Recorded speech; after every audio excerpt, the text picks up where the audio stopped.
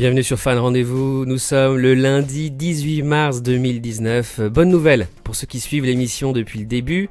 D'habitude sur YouTube on fait quoi? Des dizaines de vues. Et là sur LinkedIn on a fait, pour le premier upload, c'était vendredi je crois, 500 vues, plus de 500 vues déjà, donc c'est une très bonne nouvelle. On va continuer comme ça à diffuser l'émission sur YouTube et sur LinkedIn. La news du jour maintenant.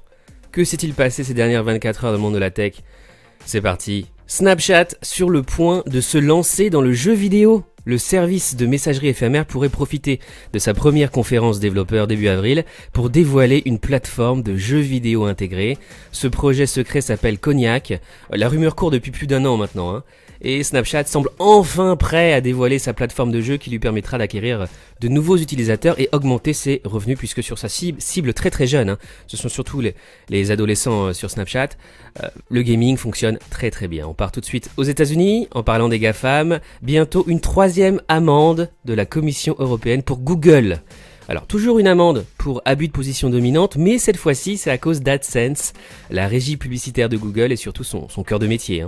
Apple se présente en garant de la confidentialité dans une nouvelle publicité. Facebook lance de nouveaux outils pour détecter le revenge porn. N'as-tu?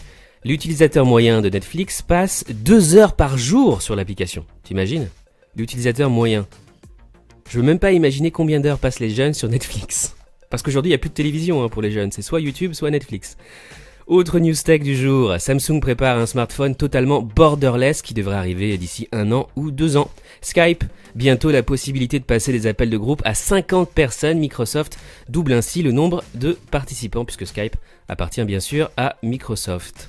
L'irrésistible ascension de WordPress n'est pas prête à s'arrêter.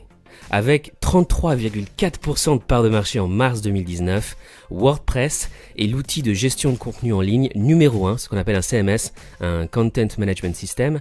Au fil des années, il est parvenu à prendre ses distances sur la concurrence grâce à sa simplicité déconcertante.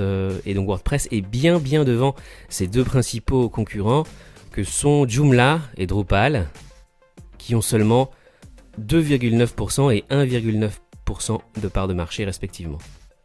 D'ailleurs, si tu veux créer ton blog ou si tu veux créer ton site internet, je te conseille d'utiliser WordPress. C'est une plateforme totalement gratuite qui te permet de créer très facilement des contenus et de les publier sur internet.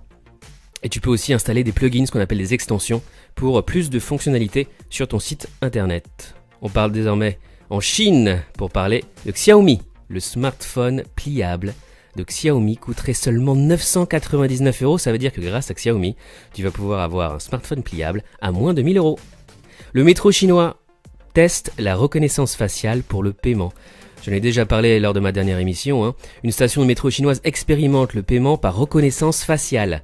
Un système qui pourrait ensuite être étendu à toute la Chine. Et pendant ce temps-là, en France, Benoît Hamon veut démanteler les GAFA qu'il juge trop puissants. Alors ce que nous dit Benoît Hamon, je cite, « Je pense que ces géants économiques sont si puissants qu'ils dictent leurs lois aux partis politiques, et j'ajouterai aussi au gouvernement et aux États du monde entier. » Il a raison sur ce point. Alors comment Benoît Hamon veut-il s'y prendre? Il y a un droit européen qui nous permet de démanteler les GAFA, c'est le droit de la concurrence. Qu'en penses-tu? Est-ce qu'il faudrait démanteler les GAFA? Est-ce que le gouvernement français pourrait démanteler des groupes américains présents dans le monde entier? Dis-moi ça en commentaire. Remplacer Google par Quant sur Chrome devient plus facile puisque désormais, sur Chrome, tu peux choisir d'autres navigateurs qui protègent la vie privée, qui ne t'espionnent pas, comme DuckDuckGo dans plus de 60 pays désormais. Et en France, Chrome a choisi Quant. Tu vois la liste où tu peux choisir Quant comme moteur de recherche par défaut. Quant qui ne t'espionne pas avec des cookies pour de la publicité ciblée, contrairement à Google. J'en ai aussi parlé lors de ma dernière émission, des robots voituriers débarqueront bientôt à l'aéroport de Lyon, en France. On va regarder à quoi ça ressemble cette fois-ci.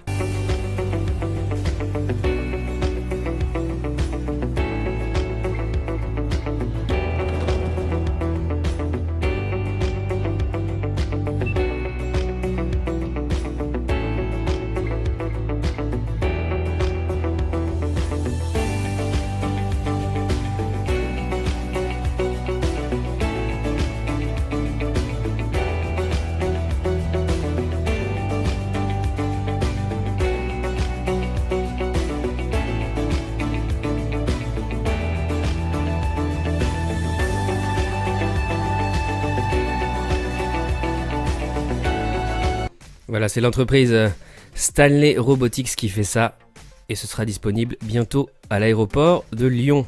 Donc grâce à la révolution numérique ou à cause de la révolution numérique, il n'y aura plus de chauffeurs, il n'y aura plus de chauffeurs Uber, il n'y aura plus de chauffeurs de taxi, de VTC et il n'y aura plus non plus de voituriers apparemment. On termine par un point culture geek. James Gunn fait son retour chez Marvel.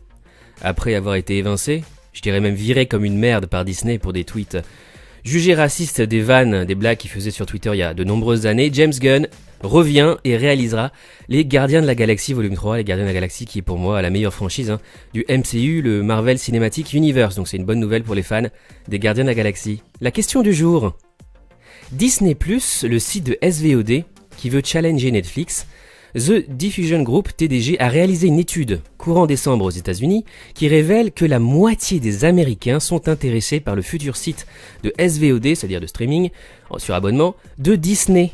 La moitié des Américains sont prêts à s'abonner dès le lancement de la plateforme qui va arriver là avant la fin de l'année 2019, avec tous les classiques de Disney, tous les dessins animés Disney, tous les films Star Wars, les films Marvel et aussi en exclusivité des contenus originaux, des films originaux et des séries originales, notamment sur l'univers de Boba Fett de Star Wars et puis aussi une série sur Loki, le personnage de Avengers, avec les acteurs du film Avengers. C'est tout pour aujourd'hui. Dis-moi en commentaire, est-ce que toi tu vas t'abonner à Disney+? Si par exemple ça coûte entre 5€ et 9€, est-ce que tu vas abandonner Netflix pour t'abonner à Disney+, ou est-ce que tu vas garder Netflix et en même temps t'abonner à Disney+? Dis-moi ça en commentaire. N'oublie pas de liker et de partager aussi cette vidéo, ça permet de lui donner de la visibilité pour que je continue mon émission Num Rendez-vous. D'ailleurs, n'oublie pas de suivre mes 3 comptes Twitter de veille digitale 24h sur 24, 7 jours sur 7, NumRDV, mon compte de veille en français, TechRDV, mon compte de veille en anglais, et Marketing RDV, mon compte sur le marketing digital pour te former ou t'auto-former gratuitement au marketing numérique. À bientôt pour un nouveau rendez-vous et surtout, passe une excellente journée. Salut, ciao.